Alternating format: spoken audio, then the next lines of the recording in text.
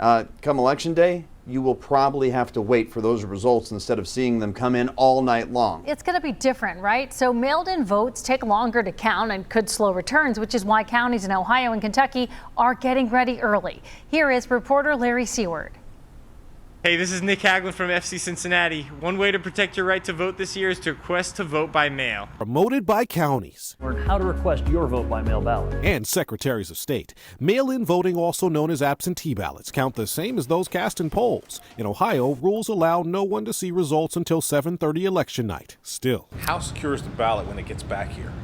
It is extremely secure. Election offices plan to scan mailed ballots 3 weeks ahead of time. We have to determine your eligibility. While in-person voters flash IDs and watch their ballots scanned, those delivered by mail or drop box in Kentucky and Ohio show up in an envelope, stuffed inside an envelope. Then, behind double-locked doors requiring a Republican and Democrat key, bipartisan teams begin their process. We have to have staff to go ahead and open both those sets of envelopes, check the identification, make sure it's correct, and then pull the ballot from the envelope to process it and run it through our ballot counter. With high-speed ballot scanners like the one in this photo and enough staff, election teams can count 5,000 absentee ballots in an hour. Imagine if you had just one precinct on election day and all the people lined up and voted on one day, and you had to process determine all that eligibility. It just takes a lot of time. So you have large numbers and a process that takes extra time. So are you going to have to hire extra staff for the November? Yes,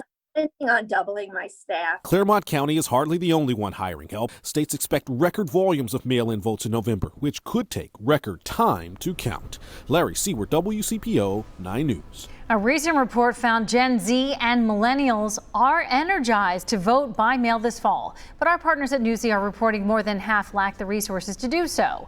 A recent report by the progressive group Next Gen found 46% don't have access to a printer if they need to print a ballot application. And more than half don't know how to get a mail-in ballot or know the ballot deadlines in their state. Voters of every age face these challenges, but experts say they can be more of a problem for those without voting experience.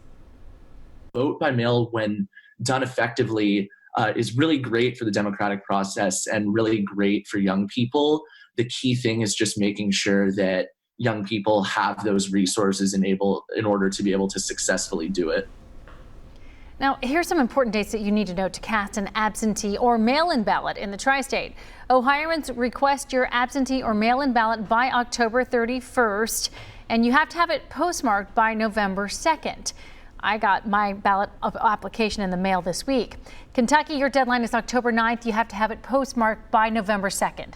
Indiana, well, you can request yours up till October 22nd, but that's also the last day that you have to have it postmarked and delivered.